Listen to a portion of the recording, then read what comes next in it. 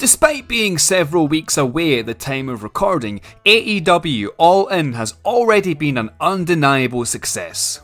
All Elite Wrestling's London debut has distributed over 75,000 tickets to avid wrestling fans, and that's without a single match being announced. It makes you wonder what Tony Khan has up his sleeve for the event. While it's all but guaranteed that there will be electrifying dream matches, shocking surprise moments, and a red-hot crowd at Wembley, nothing official has been revealed, which leaves plenty of room for a bit of fantasy booking.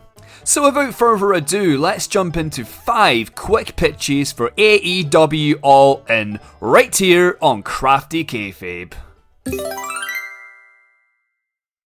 Pitch number 1. Capture the spirit of the original All In. The inaugural All In took place back in 2018. While it did directly contribute to the establishment of AEW, it was at the time an entirely independent event without any affiliations. Wrestlers from pretty much every major promotion outside of WWE came together to put on the highly successful event.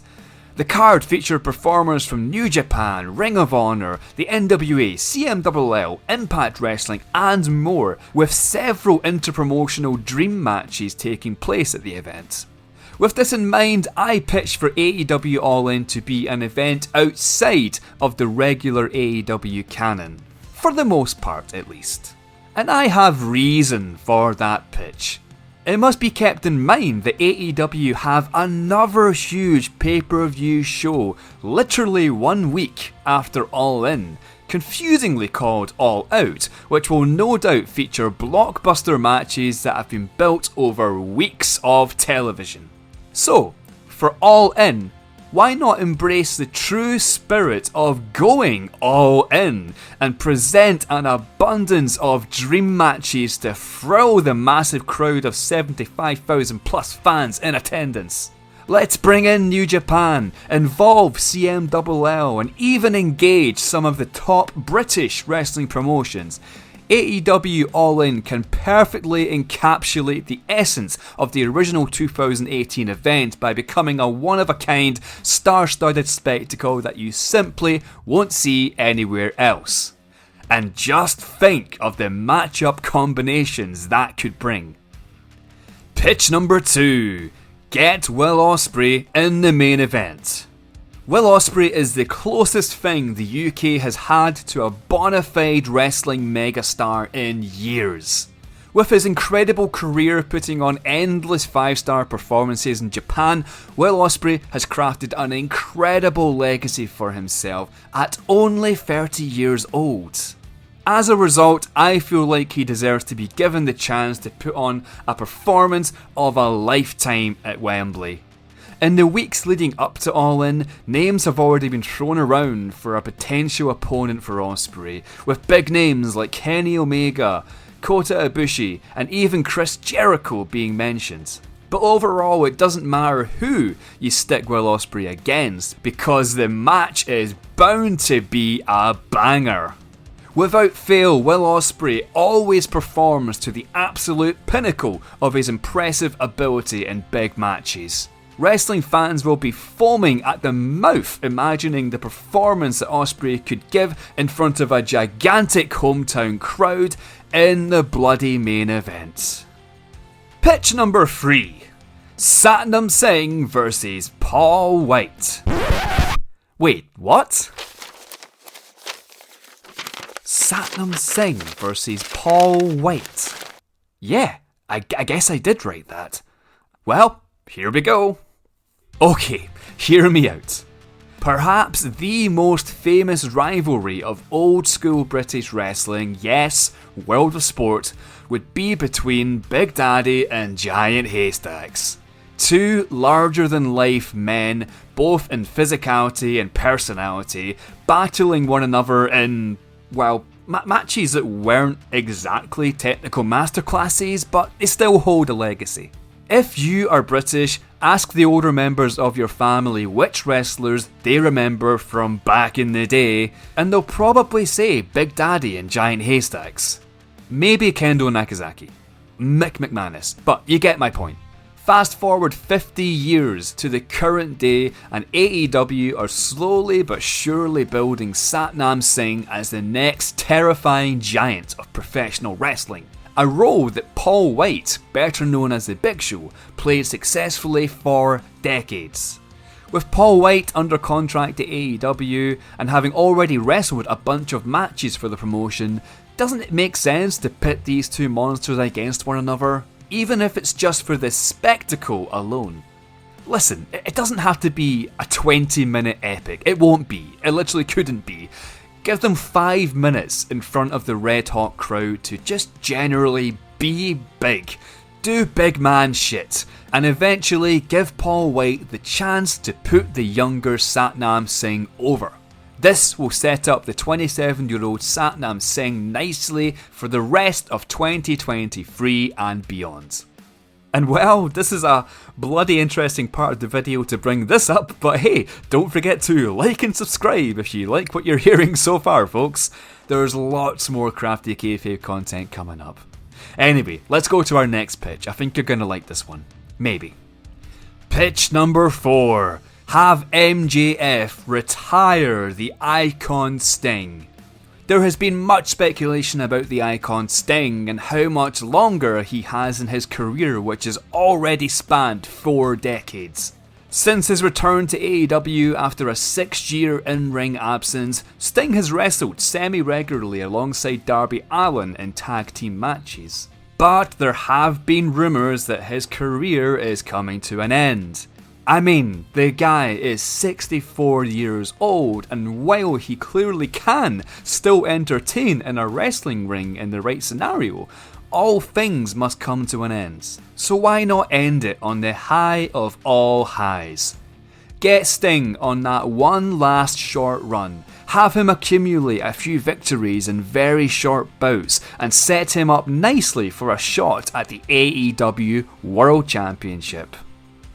Enter MJF. He has no respect for Sting. Sting is more than double his age, and MJF doesn't want to waste time on the Icon. But it sure would feed his ego to end the legendary career of Sting.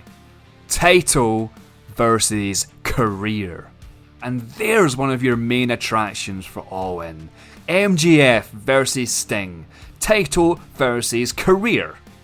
MJF would of course beat Sting in the short bout, but we'd book it so that Sting could make the Wembley crowd believe. Sting will hit all of his signature moves, leading to believable near falls with the crowd on the edge of their seat for everyone. But in the end, MJF is just too good. The champion is on the top of his game, and it will take more than Sting to pull him off that mountain. MJF beats Sting. And of course the crowd will be furious. But after MJF walks off smugly, World Championship over his shoulder, his music will fade, and Sting will be left in the ring alone. Undoubtedly, Sting would get his final standing ovation from one of the biggest crowds in wrestling history, and it's no less than what he deserves. And hey, you know what else you could do? As already mentioned, All Out will take place the following week, and MJF will need an opponent. Well, let's just add some sauce to this story and have Darby Allin win a number 1 contendership match at All In after MJF has retired his best friend Sting. Darby looks to avenge his fallen friend forced into retirement by the villainous MJF. It's the perfect story. And after MJF has historically beaten Darby Allin twice with the infamous headlock takeover, it would make perfect sense for Darby to return the favour and win the AEW World Championship with the very same move. And last but not least, pitch number 5, make a new UK star. One thing I am begging AEW to do is to end All In safe in the knowledge that they have made the British independent scene better. Sure, AEW are probably going to put on an all-time great show at Wembley, but after the final bell has rung and the final fan has left the stadium, what's left? AEW have the opportunity to make a new British star during this event. Of course, we have Will Ospreay, we have Jamie Hayter, we have Pac, but once All In has drawn to a close, they're all going to jump on a plane and wrestle elsewhere. The UK independent scene is once again on an upwards trajectory as I record this. Companies like RevPro, Discovery Wrestling, Riot Cabaret, North and others are becoming a breeding ground for the next crop of major British names. All they need is a crucial bit of exposure to a larger audience. Though there are endless names who would be worthy of a feature at AEW All In, my personal pick would be the current undisputed British heavyweight champion, Michael Oku. Michael Oku has put on blisteringly good matches over the last couple of years against the likes of Will Ospreay, Minoru Suzuki, Konosuke Takeshita and even Chris Jericho. His match against Will Ospreay at RevPro High Stakes 2022 earned an incredibly rare 5 stars from the Wrestling Observer's Dave Meltzer, which is almost unheard of for a match taking place on British soil. He is a star in the making, but who should Oku face? Well, I mentioned him earlier. It seems obvious to me that Chris Jericho should be Michael Oku's opponent at Wembley. Oku and Jericho met at the 2023 Battle of Los Angeles in a 5-on-5 affair, with Oku certainly getting the better of Jericho on a few occasions. Oku then appeared on Talk Is Jericho in the weeks following, where Jericho promised Oku a match on AEW Dark when AEW comes to London. AEW Dark is no longer a thing, but Jericho can still make good on his promise and go one better.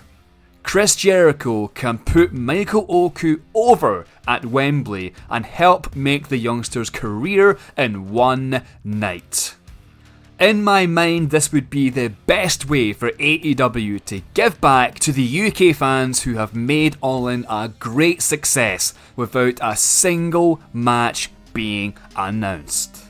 And hey, that was 5 quick pitches for AEW All In.